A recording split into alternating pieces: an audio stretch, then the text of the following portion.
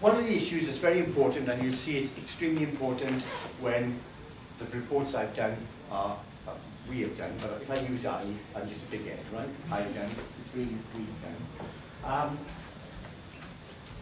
There are issues which are extremely important, and one of them is leadership. It comes up all the time, and people have tried very hard, not just to understand it, but to know what makes a leader, and also, are leaders of value anyway?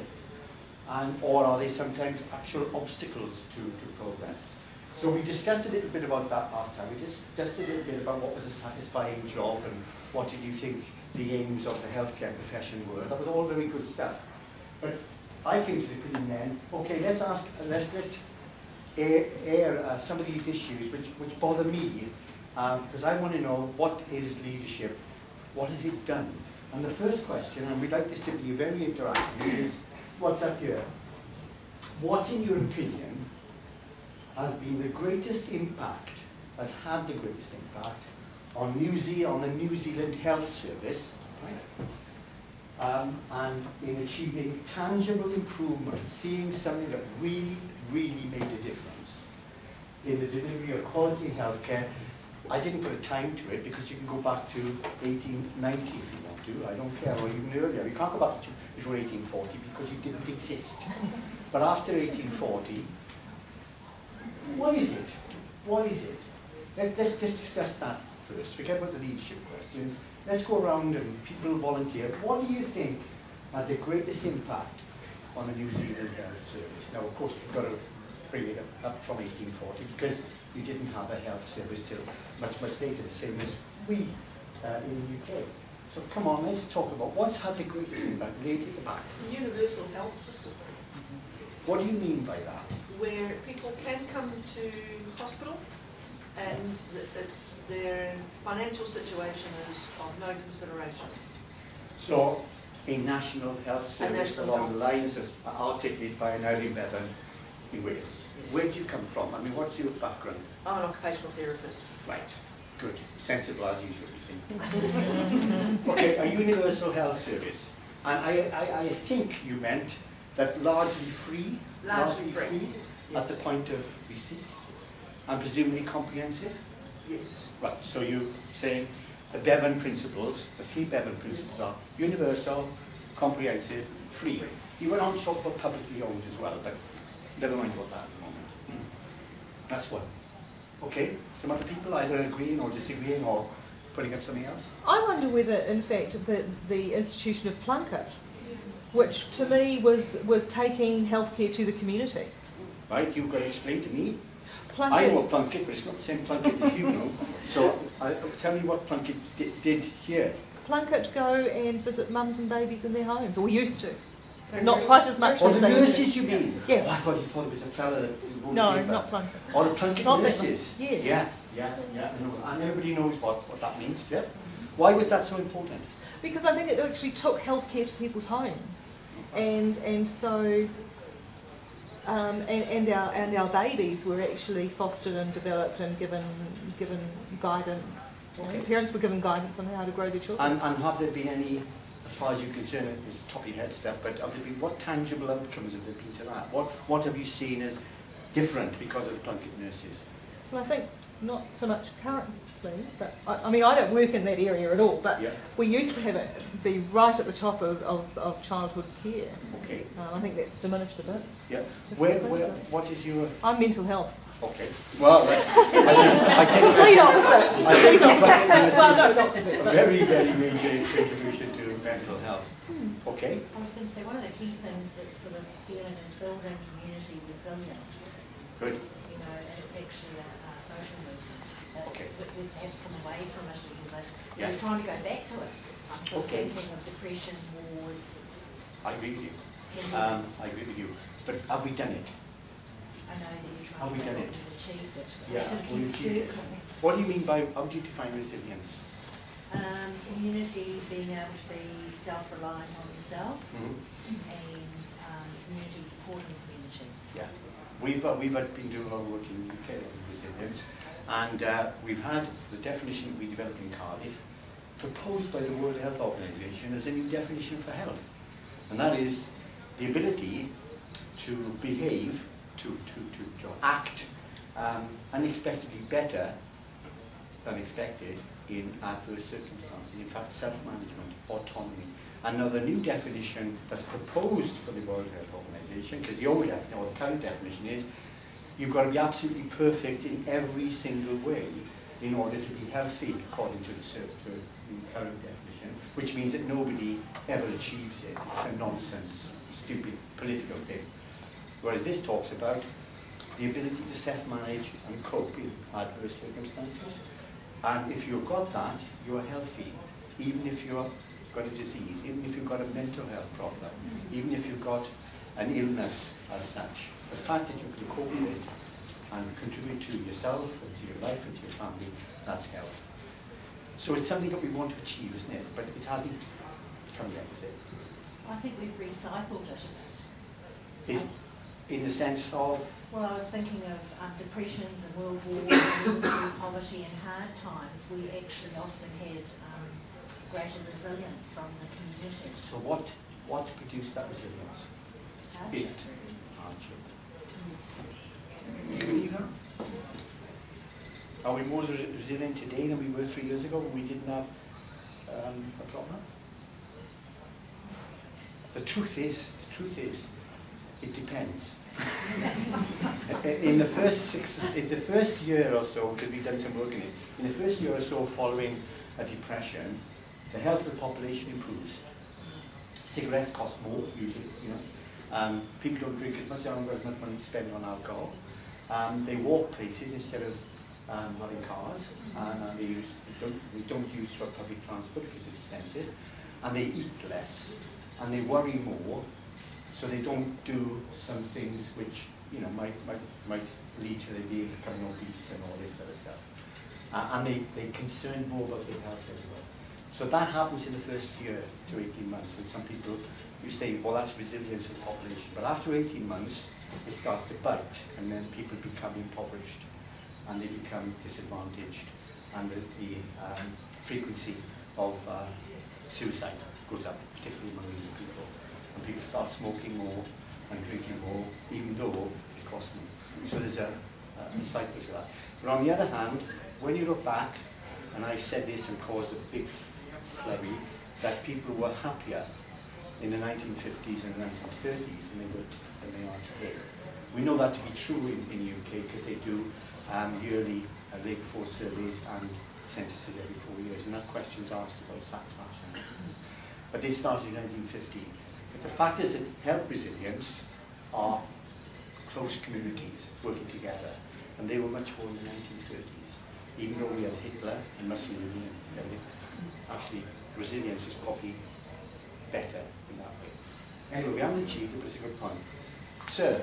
I'm going to propose that it's actually the development and acquisition of knowledge.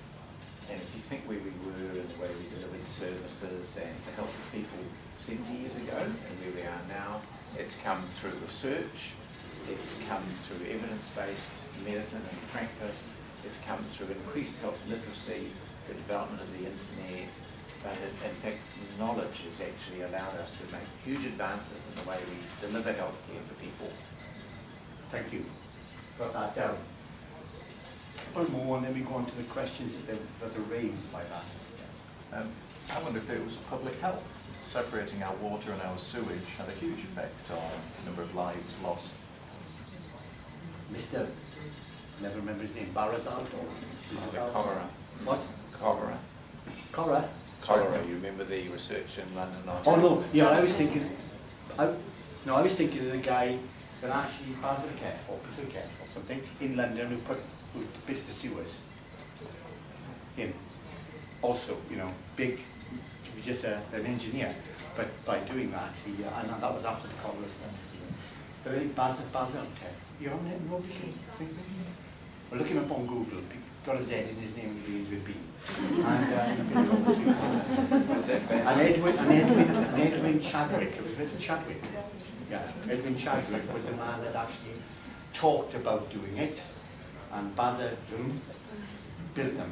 Anyway, but knowledge, and then public health, non-medical stuff. You know. Okay, right. let's say that those, and they had an effect in New Zealand, obviously all those things. Now, when you look at those areas, unless somebody wants to, if somebody comes up with another idea about what is, just say it. We haven't finished with that bit, but we're going on to the bit. What was the leadership in looking at those and looking in these major step changes in the delivery of healthcare or the quality of healthcare? What was the leadership role? Was there a leadership role? Did it just evolve? What do you think? How did these very significant movements, these very significant improvements in healthcare, that's what we talk about now, in healthcare, how did they come about? Was it by leadership? Let's talk about it. What do you think? Can you give an example of leadership?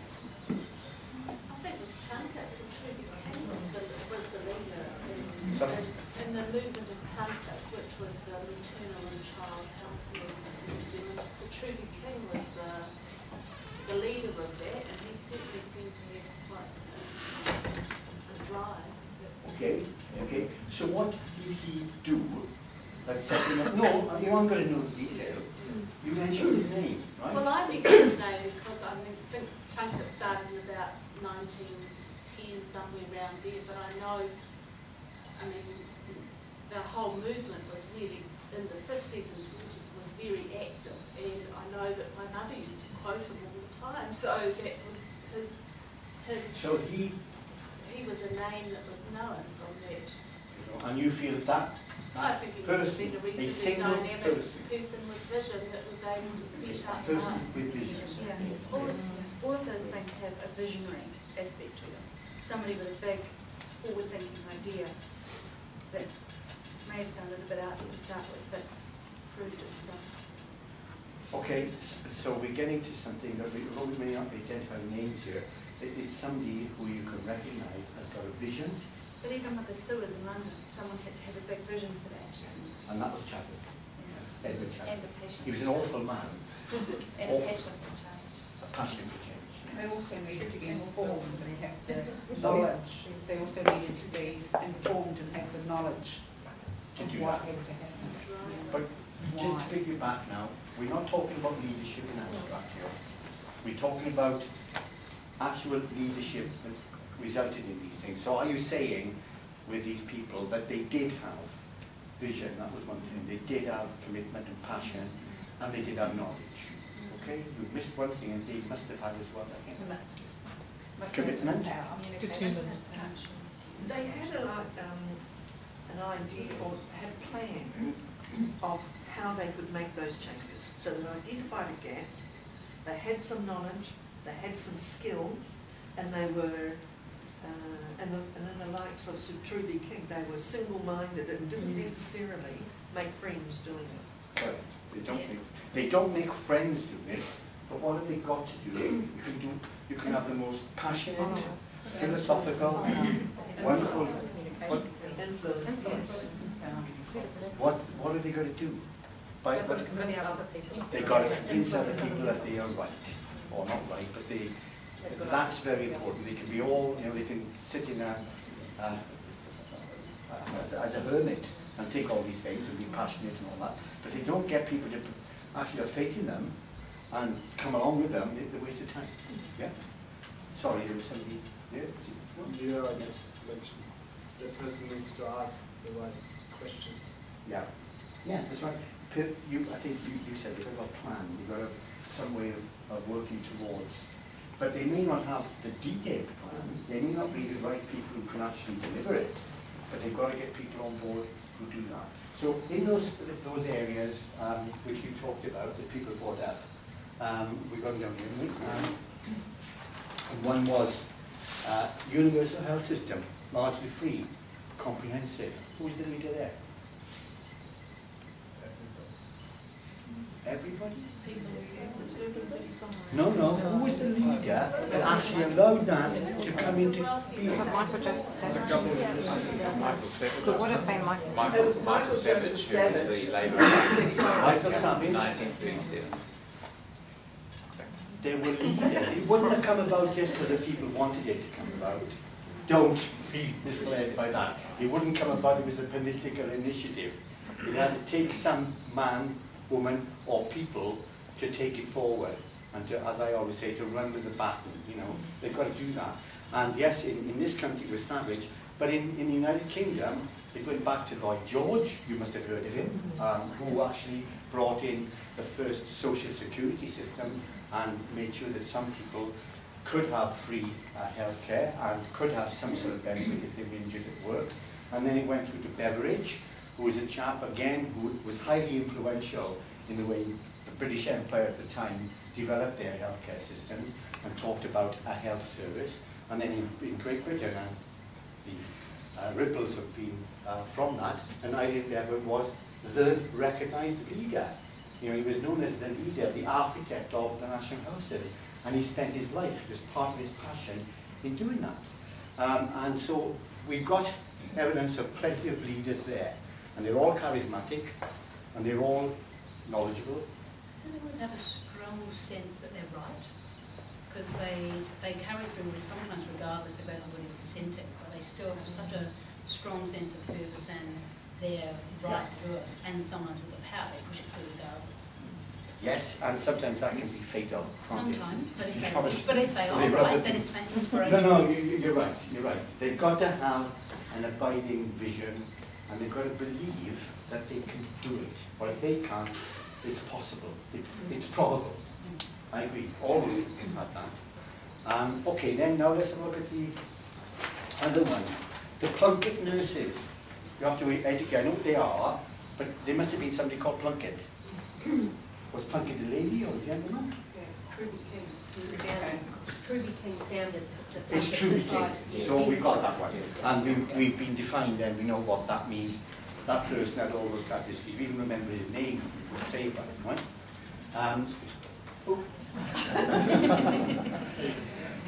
Pleasure. Building community resilience. Well, have we got anybody doing that yet? Have we? You know, can we think of somebody that's... No, we can't, because it hasn't really come about, has it? We haven't yet got that champion, that leader, to take us forward. We may have got leaders in different areas, in local partnerships and all that, but we haven't got somebody that we can actually grab on and say, yeah, you know, this person, at least I think so, Gregor. What do you feel? I think that there are some wartime leaders who created resilience within their communities, and I go to Churchill, who I think have fostered resilience within Britain. Yeah, that's true. I mean, that's circumstance they did. There's undoubtedly no doubt about that. But have they done it in the arena of healthcare delivery? That's the point. Is there anybody? I mean, he's a bit of a leader, believe it or not. Troublemaker.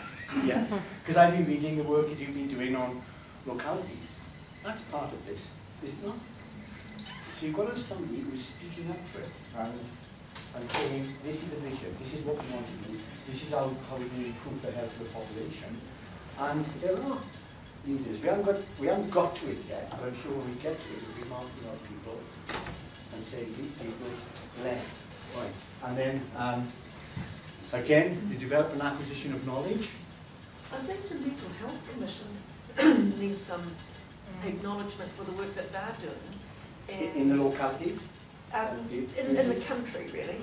Yeah. They're talking about it. They've got the likes of John Kerwin fronting his thing on depression, so that it's no longer taboo.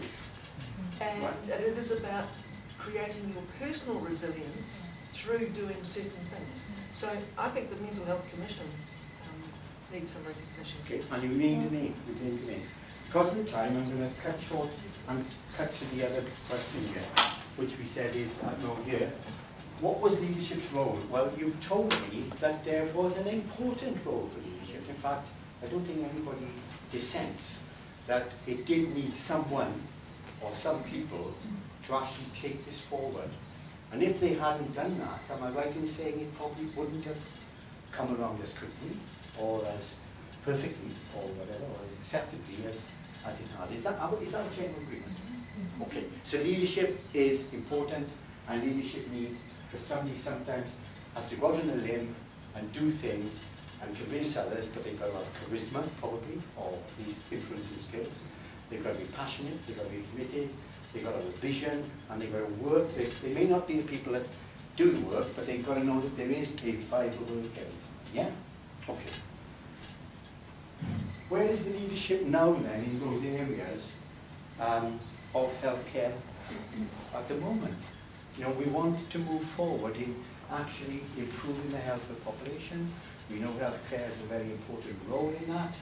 We know that quality, we know, I mean, quality is known, believe it or not, you may not think it, but is known in all the developed countries that I've been to as, I'm sure you've only here, as somewhere where innovation is happening, where people are thinking the unthinkable. Now, if that's the case, and we want to improve quality, we want to reduce patient risk, let's just take those two things, very important things. Where's the leadership now? Is there a leadership in the world for this? Or can you name people? Right. Don Berwick. He is a man who has got all those characteristics. He's the national leader. We can't embarrass people because they happen to be here. So I'm not going to talk particularly about cohabitia, but let's say the concept of cohabitia is a leadership concept. It is actually taking forward an idea, and it is got to be, that organisation has got to be passionate, visionary, committed, and have a plan. So there is cohabitia itself. Let's not forget what names. Cohabitia is leading on this, and in several years to come, we will look back and say, you know, that organisation actually changed the way in which we thought about improvement. And I hope in Wales, the work that we're doing in the Bevan Commission, again, people will say that group changed the way we thought about improving healthcare and patient risk, etc. Patient improving safety. So there is a role there. So there are some people here that are doing that. If that were the case, are there leaders, it says here, in counties, formal and informal, that could influence a type of impact? Well, clearly, I'm not going to embarrass them, cohabitia is doing it, okay? Who else should be doing it? Where are the other leaders that need to help to work with cohabitia and with counties to take it forward? Where are they? Can we talk about them? I mean, don't be afraid if you think you are one, or should be one. Say, well, I'm doing this, and I've got not all those characteristics, but I want to do whatever. And some of you may want to say, well, this is rubbish, you know. You just talk shop here, we're not doing anything, just talk about things. So let's talk about counties, and let's talk about who should, if we don't want to name names, what sort of people should be leaders in making counties the best small healthcare organisation, not just in Australasia, but as I say, I always say, that's not good enough, in the world. Who are going to do it? We are. We Every one of us. Right. Okay, well why aren't we doing it then? Mean it, you know. If you say it's all of us, that means that all of us are leaders. Is that true? I think we have the potential. Good. Okay, so how can we make sure that your potential as a leader is fully exploited? And it's not just a question to this lady, it's a question to all of you. How do you see, if you think you've got an idea, if you think that you've got a plan, it hasn't got to be well formed, or if you think that you could do things that would take forward that concept, and it's a wonderful concept of being the best in the world. And people say, oh, it's too difficult, you know. It isn't. In mental health services, we've implemented a service-wide opportunity for improvement system where any and all staff members have an opportunity to put forward ideas that are processed and worked on to create improvements either for improving staff experience or more importantly improving patient experience and services. And we go back and have individuals working on their ideas to improve what's happening in their own service. So that's an example of quality improvement in the sense, isn't it? Your patient service, better service. How did that come about? Who led that? Who led that? Ms. Tanya Maloney.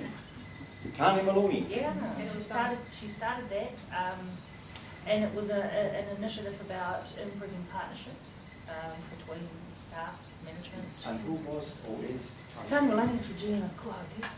The who? General manager of Koawatia. Oh, sorry. But she used to be the GM mental She health. was the GM of mental health, and she implemented. So I'm still that- ignorant, right? that But I system. admit it, you know, it's easy. So, Okay. so that system's been in place now we've been running that for a year. And are you getting good results? Yes, we have, currently we have 180 individual ideas that are being worked on, Okay. and are making improvements both for staff and. What are the tangible outcomes? Not the outputs, but what has happened which you can say, because of this intervention initiative, this has happened in the delivery of healthcare, or this has happened in the health of the population? And how long has it been going for? It's been going for, the initiative has been going for a couple of years. The actual improvement system has been functional now for 10 months. Yeah. So we've been live on that system for 10 So months. it's early days. Yeah? It's very, very early days, and I guess at the moment, what is most tangible is relationships in the way that we are processing ideas from the floor. So it is very early days. Okay, but that's an example, right? You've got something to say. You know, you know, if you can, where do you see the leadership coming from in counties? Apart from yourself, obviously you probably didn't. But you know, I'm putting you on the spot, right? I am. Yeah. But on the other hand, do you agree that you do need people that are visionary, that are committed, that have a plan and all that?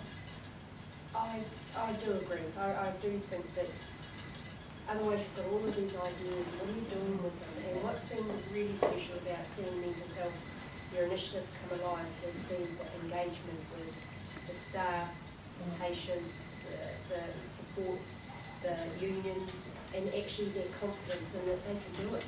And they're actually achieving some really... There's confidence as well, which you haven't mentioned. Yeah, and they're knocking down some barriers that the system had built around them, so that they're actually redesigning the system. Okay, if they can do it, then why can't we do it across the piece? We can. But are we? No. I mean, you know, let's be honest. We've got to be honest. This is a good place, and I'm objective and impartial, and I come along, and I've been to many places across the world, and this is one of the best places I've been to, in what place you guess. There's no choice but that, but it's not perfect, nothing is perfect. Humans are perfect. So what's imperfect?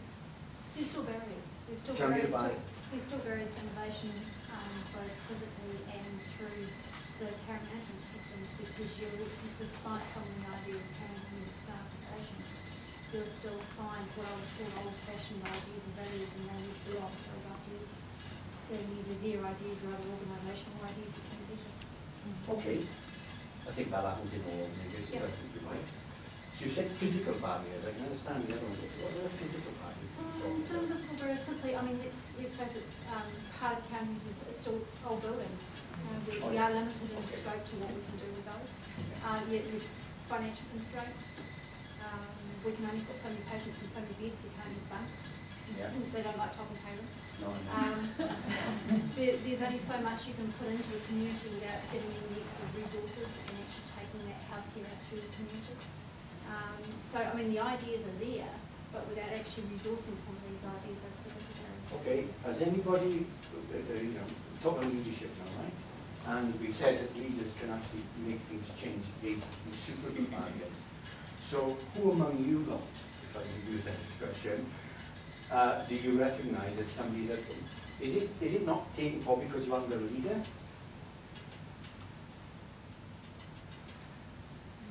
No, I think there are definitely people leading the drive toward it. As to why some of it happens, I don't know. Others are definitely from a ministerial level, from a high level in places like this organisation.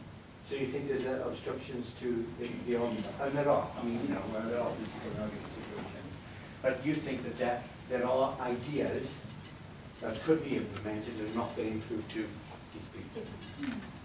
Well, go back and find out who's going to get those messages to them. I mean that. I mean, I'm not trying to be provocative. I mean, if they don't hear them, and they don't think they are hearing them, or even if they think they're rubbish, they can defend themselves by saying, you know, the reason we're not going to accept this is because of X, Y, and Z, and then you know, got feedback. So there's a role for a leader there, isn't there, to take forward that improvement, and it might do that. Okay, what's the time? Is that ready? Okay, I want to go on to leadership too. I think we've moved into this without knowing, because you've all got this sense I feel, the same commitment that I have, that health is not just a matter for the National Health Service, it's a matter for all of us. And in particular, you know, in the health of the community, Jonathan has mentioned something which certainly improved health care, but it also had a massive effect on the health of the population. And Gregor mentioned the sort of cholera and the pump in London, and then the sewers and pure water. Probably that has saved more lives and made more people happy in the sense of well-being than anything else that's ever happened. And when you look at some of the work that's been done in the countries where they are poor, they are deprived, and they've got no water, that actually bringing the water into a village is wonderful. And you know, a lot of charities are dealing with that. So that's an important one. But let's just read through this. What, in your opinion, has had the greatest impact on population health outcomes? Population health outcomes now. We know that one of them has been what we just mentioned in New Zealand in the last decade. So we're not just looking at things happened in the Victorian era. What has there been anything that has impacted very significantly on improving the health of the general population in New Zealand in the last decade? Talk about it. So I think when there's started stopping smoking in restaurants, I think it had a huge impact. Absolutely. I don't know the stats, but as Oh far no, as it's tremendous. It's the single most important intervention that's occurred in Western, usually Western countries, has been legislation that has disallowed smoking in public places. Right? In the UK, it's had a tremendous effect. That effect is over now. We have to deal with people who still smoke because of that. But what did that do though? Why did it have such a pronounced effect upon the number of people smoking? It raised awareness of the impact of smoking on people's health with all the concomitant diseases that it affects.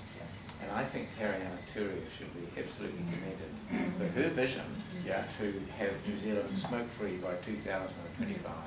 If that happens, through whatever means, taxation and the spread of knowledge and awareness, I think it'd be outstanding. So would you say that this person is the leader? Yes. Okay. And we've got people leading on that too. The other thing I think it did, as well as that very important thing, was it actually changed people's behaviour. You know, I used to smoke, and my wife smoked cigarettes, a lot of cigarettes, and I loved smoking them after a meal or when I had a drink. If you go out for a meal, I never smoked in restaurants. I thought that was awful. Wouldn't want to expose people, but I did smoke. And that became part of the behaviour. And in America, you know, when we used to go to the States then, they used to smoke in between servings, you know, or courses. So that happened as well. And you've got an example of somebody who was instrumental. But that person is reproduced all throughout the developed world. You know, we got ones in the UK. And it was a general movement saying, smoking is bad for you. We're not doing anything about it. Therefore, we've got to be more radical. And somebody comes along and says, and they get pilloried for it, we've got to legislate. And I don't believe in legislation for anything, because that's just too much for an army state. But on the other hand, they did that, and people are now changed their behaviour, changed the way they think about smoking. All right, that's a very important one. Number one, right? I agree with you. And when you look at the costs of smoking and smoke-related deaths and morbidity, we're talking about saving not just millions, but billions of dollars. In a very short period. There'd be a tail, of course, of those who used to smoke, and just look around very quickly, because a lot of people go to hospital with acute effects of smoking, you know, because they get a bad chest infection with blood pressure and other things. So it doesn't knock it over. you can see a dramatic decrease very quickly. That's one in the last decade. Anything else? I've got a bit of a strange question. My history is not that flash, so I don't think this fits the decade. But I'd be interested to know when Farm Act was created. No, I don't know what Farm Act is. Farm Act is the agency that buys drugs that are publicly Pharmaceutical Management Agency. Yeah. It was established 13.5 years ago. Okay, we put it in this decade, but what did it do to the health? Bought a lot of generic drugs to people so that more money could be freed up. So it was sort of a bang for your buck prioritisation of publicly subsidised medicine. Right. I think that would more likely come into the healthcare thing than the health. But on the other hand, if you can prove that by spending less money on healthcare, that money was being transferred into other areas where health is important, and that's what doesn't happen. You know, the governments save on healthcare or on welfare benefits, and they say it's going to be for one particular focus thing, and it doesn't happen. And there's never hard, John Belbert talks about hard green dollars, real money. It's usually an apparent, I think with you it's a real one, but you know. But it's a helpful. Yeah, but sometimes it's not as real as all that. But okay, we'll accept that because it does have an impact on health. Other things. And the building code. The building code, no. You're probably going to see benefits of it going forward, that it is in conjunction with collaboration, intersectorial with snow homes, insulation, double glazing, cladding, you know, double cavity cladding. Yeah. You're talking about one of the major social determinants of ill health, housing. Yeah.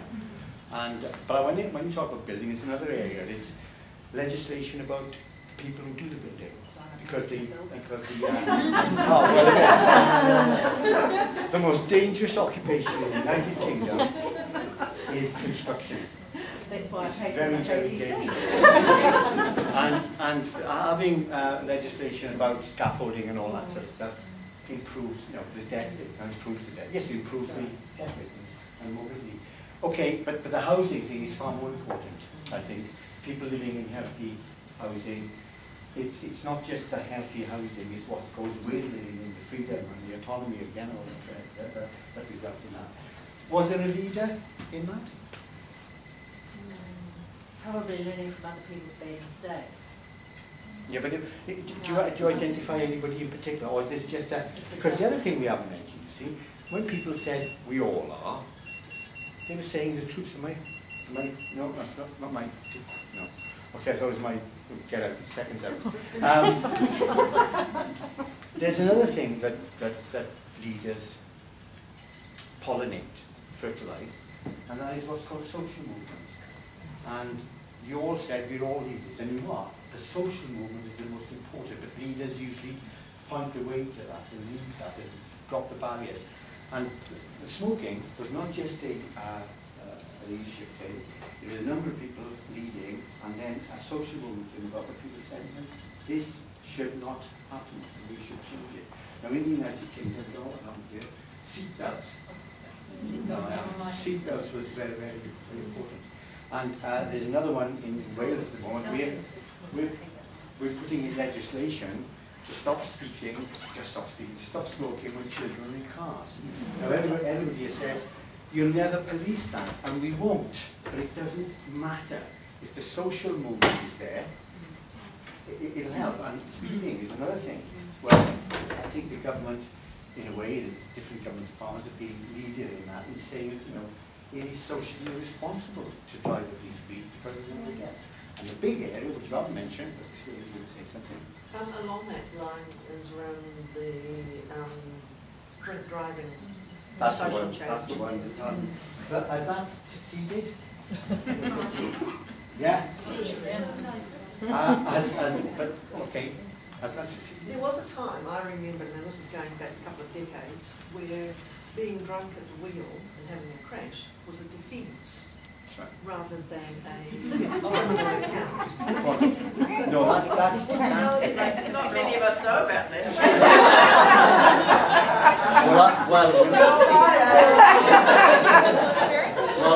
When I was a police surgeon for some time, when I was a general practitioner, and I had to go and test people for being drunk. We didn't allow that defence, but the thing was you didn't have a test of how much they'd drunk.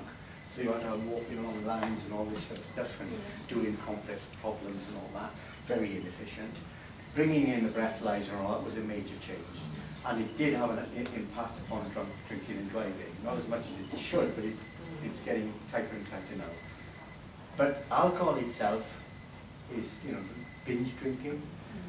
We are living in Key West, right? Down on the front in, and my God, there are people going into these happy hours, which last 6 hours, and they come out totally legless and screaming and shouting and all that. And what it must be doing to their livers, God only knows. Well, we know what it's doing to their livers because we know people in the United Kingdom, young people are having liver failure and cirrhosis at the age of 23, 24, 25 because they're drinking so much alcohol. And we've not done anything about that. Do we have a leader here in New Zealand to say, hey, let's do something about this? Have we? Have we? Well, there are movements. Everybody's moaning about it, but nobody seems to be doing anything. Well, there's a change to the liquor bill, and if you look on page 3 of this morning's Herald, you'll see that discussed by one Inspector Andy Costa, who is essentially relevant. A relative of yours? Yeah, well, that's good. You can influence him then. Yeah. Probably that's why he's doing what he's doing. There is someone from the university who is targeting the alcohol companies. I'm not sure of the name. My husband works for one of the alcohol companies, and when this man came on the news, he said, that man is out to get it. So there is someone out there doing it. Point is, I think, and it's adopted in England, not in Scotland or Wales or Ireland, but the English government, or it's the British government, but it's for England, believes that you can actually persuade the alcohol and the tobacco companies to actually cooperate. They don't. And the reason that smoking took such a long time to come under control was because they were exploiting ignorance and doubt. They were saying to people, the old story, my auntie lived to be 110, she smoked 20 cigarettes a day for all her life, and people believed that. And the hard studies which were made in 1951, with Dolan Hill and all that sort of people, and they showed it clearly that there was a link. And it's the same with alcohol.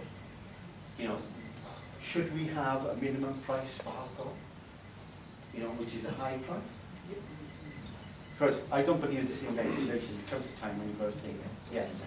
But it's not going to be double tapering. I think in this country, isn't there something about cigarettes, for example? I saw it in the newspapers. It's going to cost $100 a packet. I mean, is that ever going to happen?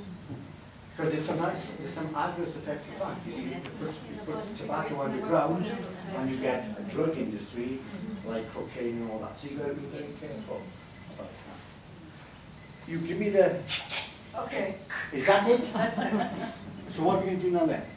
We've got about 5 minutes. We're going to wrap up very, very quickly, maybe a couple of sentences, Mansel, then Gregor's going to start to summarise you. We're going to talk about leaders. Yes, indeed. What's this? Oh. So do you want to capture that in a sentence or two, Mansel? Just to tell us what you've told us, or you've extracted from us? In I would like to. Just briefly, we're going to do, we're writing up both the first segment and this one, to talk about what we discussed, what points have emerged, how they impact upon the work that we're doing, how they impact upon the key challenges which all health systems in the world, including counties, have to meet. And we're going to be giving some comments and observations on those, which will be generally available either by the website or whatever. I suppose by the website. Yeah. And these are going to continue, as I say, after I've left, but I should be keeping in constant touch with Pam to make sure that I like to still contribute to the papers when we can. So thank you very much because you brought it. You reinforced in my mind that there are leaders, they are needed, but they've got to be people that have got those characteristics that you say. And that there's also a thing called the social movement, which doesn't have a leader, but has many leaders. And I think they're both equally important. Yeah.